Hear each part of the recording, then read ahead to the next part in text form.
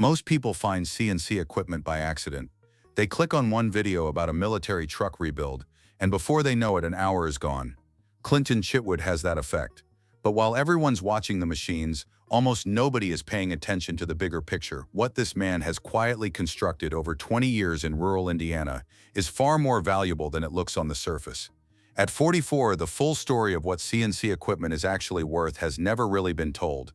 Until now. So stick around because what we uncovered about Chitwood genuinely surprised us.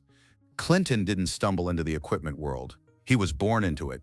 Growing up in Monroe County, Indiana, his family's land had been worked for 7 generations. That kind of deep-rooted connection to the land gives you a different relationship with the machines that move it. His father worked in excavating, which meant Clinton was around heavy equipment before most kids his age had any idea what a dozer even was. That upbringing didn't just teach him mechanics, it wired him to think about land, machinery, and legacy as one connected thing. He met his wife Bridget on a blind date, a setup arranged by family members. She'd grown up in Lafayette, attended Purdue University, and from the very beginning she wasn't just a background figure, she became co-owner and an active force in everything the operation does. The two of them formally launched CNC equipment in 2004, starting with construction equipment. 4 years later, they added military vehicles to the inventory. That second move looked like a small addition at the time. It wasn't.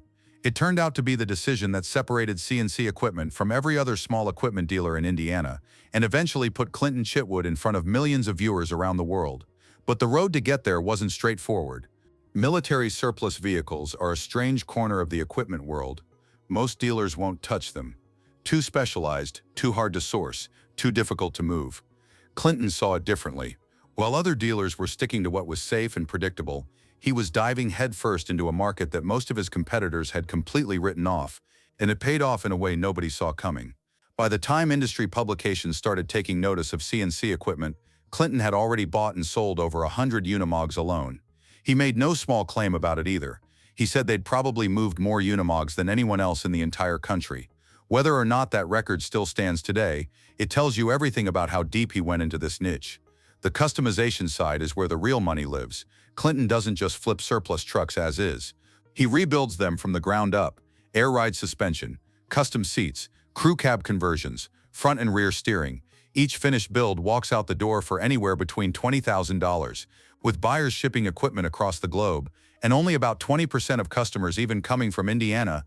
CNC equipment had quietly become an international operation running out of a small town most people have never heard of, and that was before YouTube entered the picture. The channel launched in October 2012 and has never really stopped. Over 1,500 videos uploaded across 13 years. 2 new videos every single week, almost without exception. Clinton himself reported the channel averaging around 1.8 million views a month at its peak, and for a channel operating in the heavy equipment niche, not gaming, not lifestyle, not celebrity drama, that number is genuinely hard to wrap your head around. This isn't the kind of content that accidentally goes viral. People are actively seeking it out, returning to it, and watching it in volume. But the view count isn't even the most important metric here. What matters is who those viewers are. CNC equipment's audience isn't casual. These are people actively interested in buying, restoring, or working on heavy and military equipment. When someone in rural Texas or rural Germany watches a CNC equipment video about an M35A2 build, they're not just killing time, they're a potential customer sitting on a credit card. The YouTube channel functions as a 24-hour global showroom that runs itself, and it costs Clinton nothing more than showing up with a camera and knowing what he's talking about. Most equipment dealers spend thousands on trade show booths and print ads to reach a fraction of that audience. Clinton built the same pipeline for free, and then the spy truck happened. Of all the things Clinton has bought and sold over the years, one purchase stands in a category completely its own. He picked up a Ford pickup truck at a government auction. Routine enough, the kind of buy he'd made dozens of times before. But when he and his crew started going through the vehicle, they found something nobody was expecting. The truck was still loaded with surveillance equipment. Computers, cameras, the full government-grade setup, somehow still inside the cab when it went to auction. Nobody had cleared it out. Nobody had noticed. Until Clinton did. He did what any content creator sitting on a story that good would do. He put it on camera. The video documented everything inside that truck, and it took off. The audience that found CNC equipment through that video wasn't the usual crowd. People who had never once searched for a military surplus truck were suddenly watching, sharing, and talking about it. And then the part that made the whole story legendary arrived. The government came back. They wanted what remained of that surveillance equipment, and Clinton had already shown the world exactly what was in it. No marketing budget buys a moment like that. It landed CNC equipment in front of an entirely new audience overnight, and it proved something Clinton probably already suspected, that the camera was just as powerful a tool as anything sitting in that yard. The physical operation running out of Unionville, Indiana, is not a small setup by any measure. The yard holds rows of excavators, cranes, military trucks, and heavy equipment in various stages of restoration and sale. Current listings run anywhere from the mid-$20,000 range, well up into the mid-40s for individual machines, with larger equipment pushing significantly higher. A 96,000-pound bulldozer, 30 feet long, over 12 feet tall, with a blade wider than 13 feet, is among the biggest single units they've ever moved. These aren't hobby transactions. This is serious commercial volume. Inside the shop, Clinton runs a CNC machine capable of handling steel panels 5 feet wide by 20 feet long. He taught himself how to program and operate it. That single detail says a lot about how this operation runs. When Clinton needed a capability, he didn't hire it out, he learned it. That in-house approach keeps quality tight, turnaround fast, and margins where they need to be.